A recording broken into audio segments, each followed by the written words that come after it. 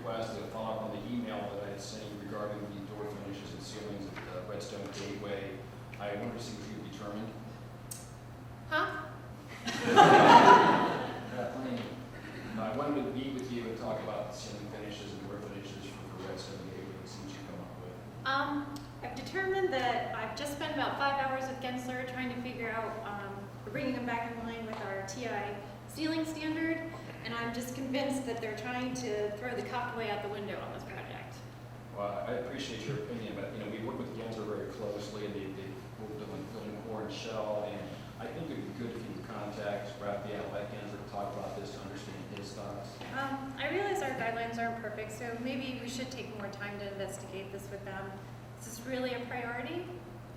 Well, as you said, our guidelines are important, and considering that Gensler is working the building, designing the core and shell, we should really respond to them and give them a justified response. Okay, I'll talk to Julie and the design team and Gensler and get back to you later. Is there a timing on this? You get back to me where we're under construction, we need to get progress on this building. We don't I'm impact sorry, the schedule. I'm really sorry. Well, I'll try harder. Thank you. So you can see, wasn't all that bad, but it wasn't very fierce. The first, Kathleen was distracted and non-responsive and not committed to the relationship. Took a little while to get her attention. There was an us versus them kind of tone between Copt and Gensler. You know, they're a partner of ours. We should be collaborating a little bit. So there was a tone there where Kathleen was frustrated with Gensler.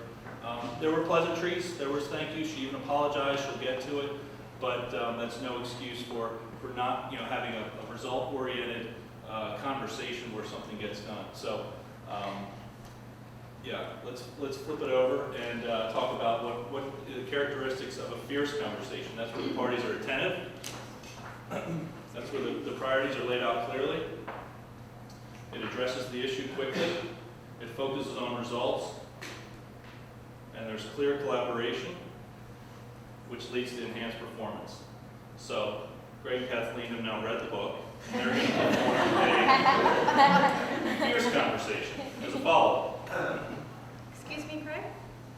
Yes, what do you have? Instead of emailing you, I wanted to share my recommendations for the base building finishes of the doors. What do you think? We got the right concept for the market? Gensler, Julie, and Carmela all like the option of the painted doors. Gensler believes it's a more modern and clean look, and Julie and Carmela really appreciated the flexibility offered for our full floor tenants. What do you think?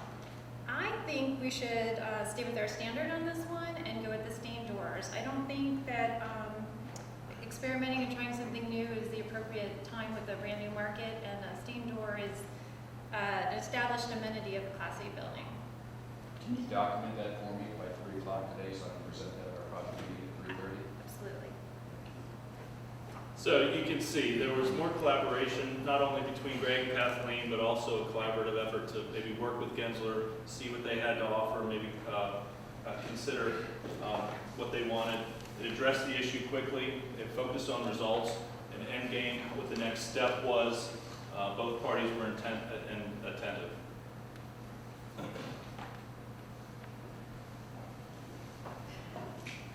Why fierce? Well, first conversations about money in your pocket. Yes. Yes. But how?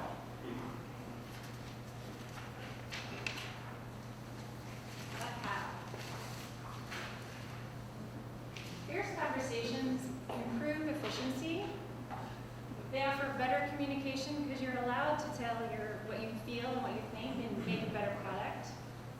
They promote less email traffic, which I think is something we all want. It identifies and addresses issues and focuses on the results. It offers the opportunity to engage the entire team. It encourages trust and facilitates respect. Also pays it forward. Oh, never mind. That's supposed to get bigger. A little bigger.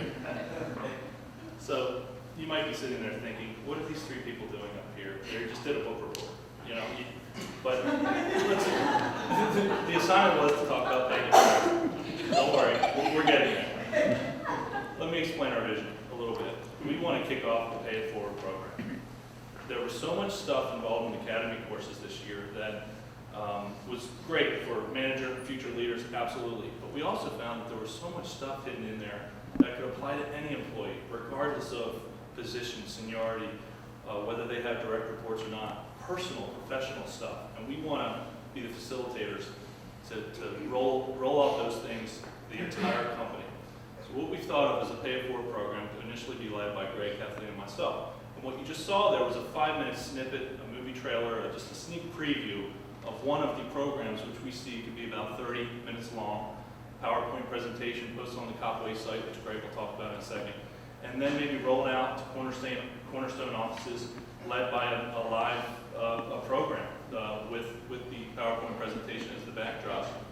And to quote Rand, our success is really the people. That is the core of the company.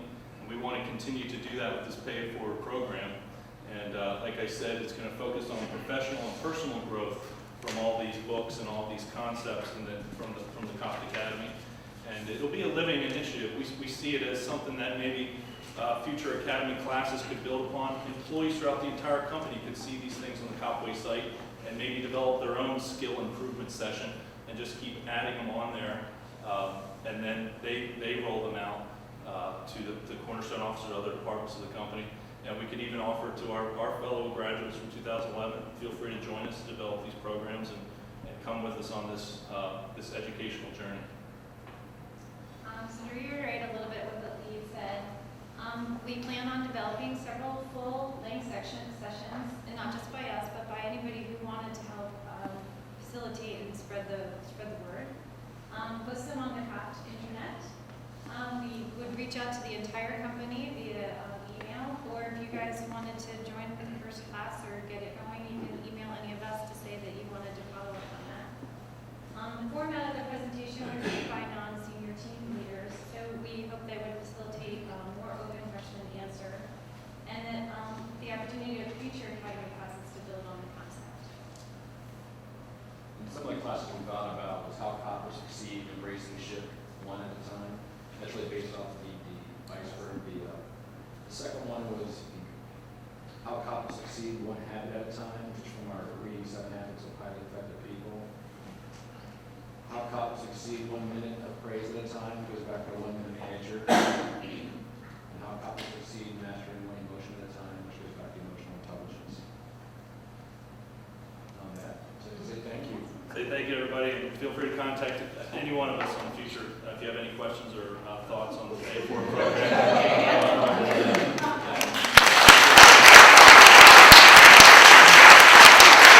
Welcome to our presentation, Cornerstone Communication, Building the Bridge to a United Team. I'm Sherry Sedano. I'm Suzanne Parrish. I'm Melanie Ray.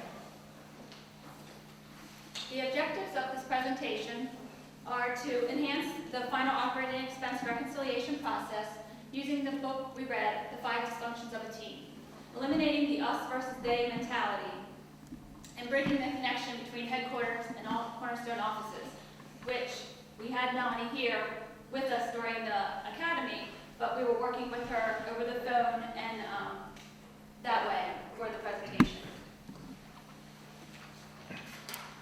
Using the model in the book, we will show how we can enhance and strengthen the teamwork skills we are already using in the reconciliation process, selecting this process because it affects many departments and needs a healthy, functioning team to complete. How can we get this done? Building trust, providing accurate and timely information to each team member, encouraging constructive conflict with early review and questions, ensure commitment, clear, concise expectations of due dates, accountability, reaching out to one another when information is not received timely, results, getting all reconciliations completed on time without errors, and various explanations are known before the tenant inquires. Building trust. We're going to do this by creating a team connection, identify and discuss individual strengths and weaknesses, getting to know each team member, building relationships that enhance working relationships, and being vulnerable with one another, sharing experiences and follow through. Yes, You are taking a risk in being vulnerable. But when individuals are not open with one another, admitting weaknesses, asking for help, offering feedback, it makes it impossible to build trust. Asking for help and offering to help builds great relationships. By incorporating trust into our process, we will encourage questions, share information, meet our deadlines, and provide timely responses to one another as well as our tenants. We will encourage constructive conflict within the team by building mutual respect for one another, establishing our ground rules for the conflict, and recognize that conflict is necessary to get commitment, and we will also avoid politics. The need for constructive conflict to build commitment and to drive implementation is a key leadership principle. It's a skill that's essential to effective change and execution. And as we all know, the ability to facilitate change and drive results are priceless in today's business environment. By encouraging constructive conflict, we will hopefully avoid this situation at Copt. Ensuring commitment. Team members will buy in and commit to decisions and know the due dates. We will clarify the roles that each revenue accountant, property manager, and asset manager will play in the process. We will need all team members to commit for an accurate, timely completion of the reconciliation process. This will be achieved by communicating early and often, setting clear deadlines and expectations, providing assistance to one another, and promptly answering each other's questions.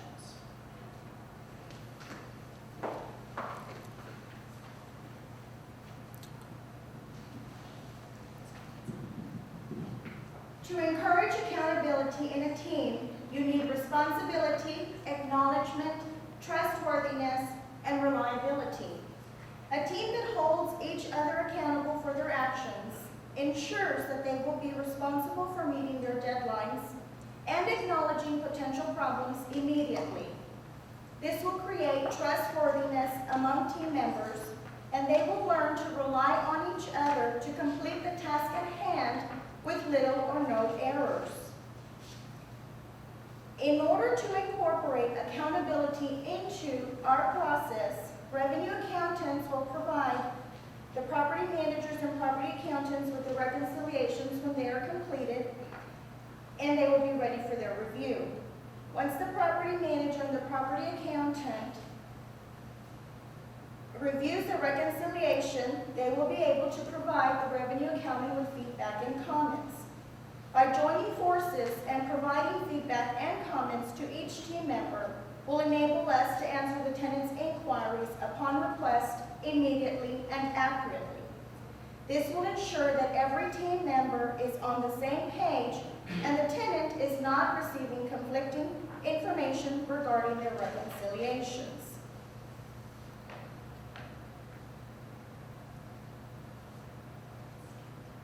When teams collaborate effectively and focus on the goals of the group, will they then be rewarded on their collective success?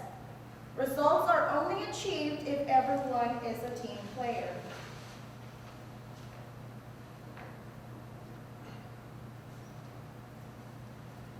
By utilizing the techniques from the book, The 5 Dysfunctions of a Team, we will work to bridge the gap between headquarters and all the cornerstone offices in order to enhance the final operating expense reconciliation process, and above all, provide excellent customer service to our tenants.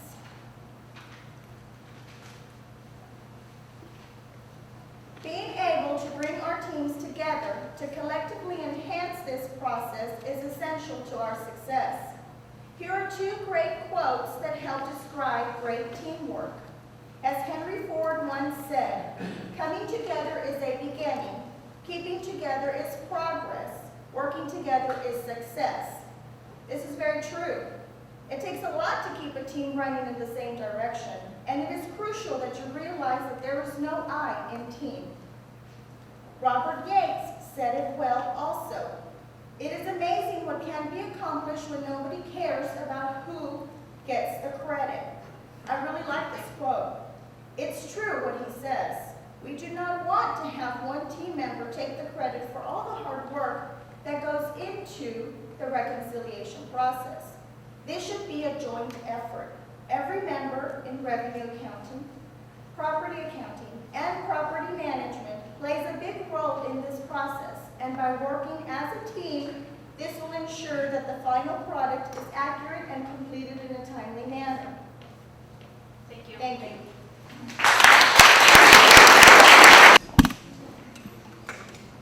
Hello, everyone. For our team presentation, we have identified 8 key takeaways or lessons learned from the Academy with one additional bonus, which will make sense as we go through our presentation. So to walk through our presentation, we have decided to turn our presentation into an interactive session. So interactive, a lot of interaction between the participants and you will be greatly appreciated. To help us to walk through our presentation, we have brought in our very own Jeff Foxworthy, who will help moderate and walk us through our presentation.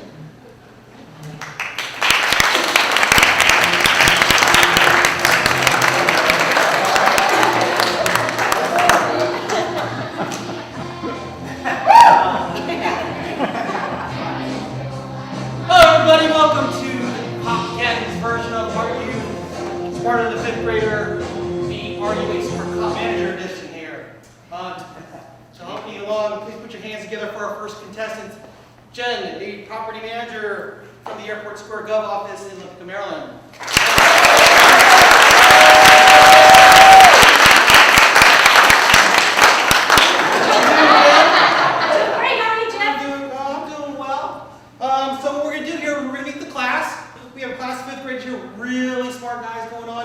The first one is Brian. Brian says here, you are studying to be a director of IT application services. Close enough. Okay. Our second fifth grader is Copt. Copt, you are a building automation system engineer. Just regular. Okay. And finally, we have a transfer student in. She comes from HQ. Her name is Sherry. Sherry, what are you studying to be? I want to be an AR supervisor for a real estate investment trust. All right.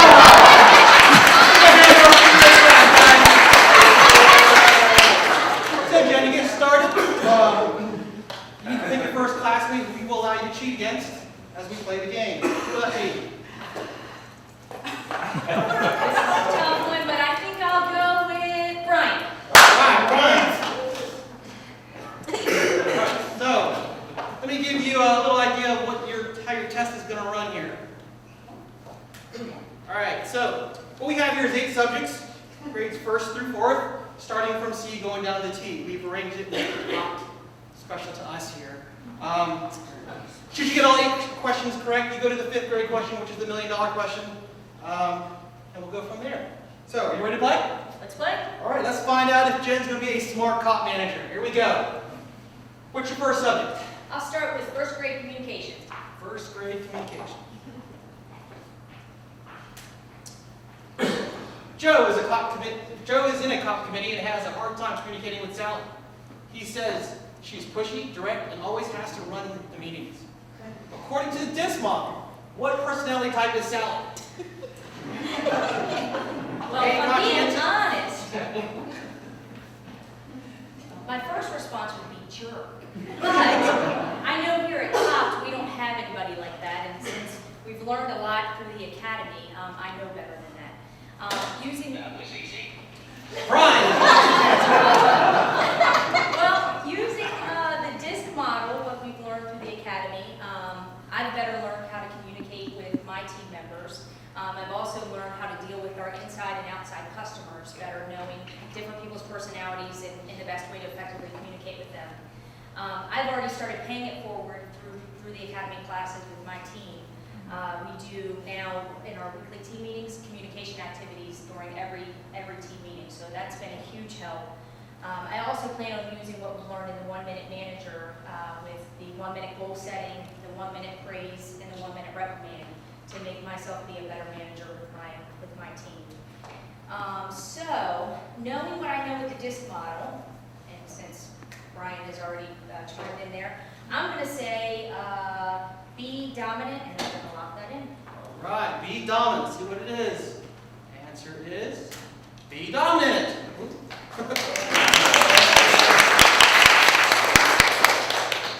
So we will give her money. $1,000. All right, then our second question. Let's go first grade change. First grade change.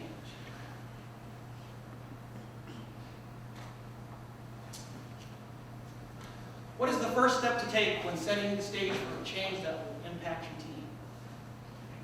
A, develop the change vision and strategy. B, pull together the guiding team so you create a sense of urgency to help others see the need for a shift. That was easy. Brian has locked his in. Those fifth graders, man, they're smart. Well, you know, I think what I know with change and what we've learned, I think this is a pretty easy one for me. I'm going to go C, create a sense of urgency and help others see the need for a shift. All right, so you're going with C, and you are correct.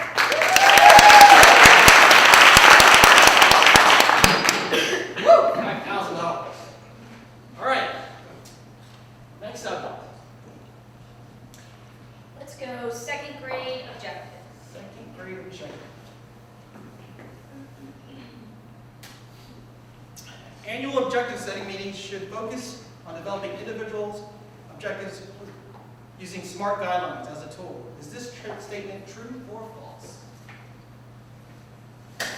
That was easy. Brian again has locked in his answer. I'm going to go with this one. Brian seems pretty confident on this. He's jumped right on there. I'm going to use one of my cheats if I can, Jeff, and I'm going to go ahead and copy Brian's answer on this one. You're gonna copy Brian. Brian, what do you have? You know, Jen, objective setting is pretty important here. And it's always a good idea to have a plan walking into things. And what's important, and one thing that we will definitely pay forward, is making sure that objective sessions are meaningful. That we always have an action plan, and an action plan drives to the objectives that we need to accomplish.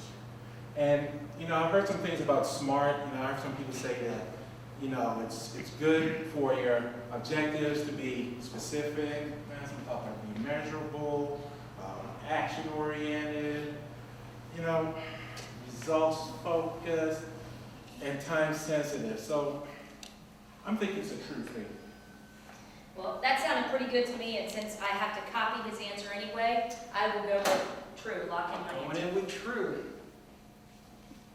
Answer is true. There you go. $25,000. All right, Jen, where do you want to go next? Let's keep on going. Let's go second grade organization. Grade organization.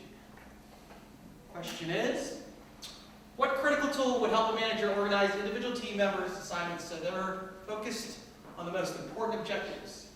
1-minute goals, 1-minute objectives, 1-minute team meetings, none of the above.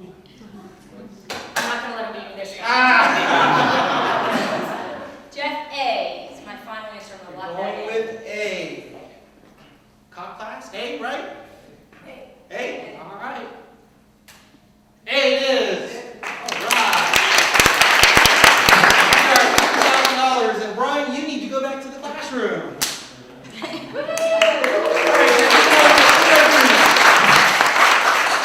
Ooh, they don't look so excited, but we'll go talk.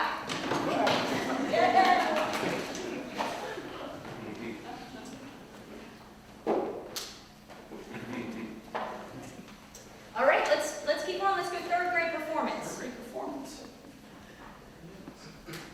Question is, to ensure a team is running at its maximum potential, a successful manager is one who employs which of the following? A 1-minute write-up, a 1-minute argument, 1-minute praise, 1-hour lunch. Like the 1-hour lunch. The lunch is always nice, but I think I know this one. I'm going to go C. Lock in that answer. Going with C. 1-minute praise. Answer is C. Very good. Answer to the 100,000. All right, let's go people. People. Our work, our relationships, and our lives succeed or fail one conversation at a time. Speak and listen as if this is the most important conversation you'll ever have with this person. Does this statement above support the fierce conversation principle? Be here, prepared to be nowhere else? Yes or no? Before you answer, hey, let me give you a little help here. This is written by Suzanne Scott in her book, Fierce Conversations. In our busy worlds, we tend to do a lot of multitasking, especially in IT. We have 3 or 4 computers running. I'm guilty of it. Everyone's kind of guilty of it. But when it comes to our people, our staff, our co-workers, you really should get into that conversation. Give them your undivided time. Turn off the computer, lock it, put down the pen, face your co-worker, listen to what they have to say, be in the conversation. Something I've picked up over the academy, something I've been implementing, and my team's been moving a little bit better every time. So with that, what do you think? Well, Jeff, I think that sums it up. I appreciate that. I was struggling with this one a little bit, but I think that I would say yes, and we'll lock it in. Yes. All right. Yes, it is. All right.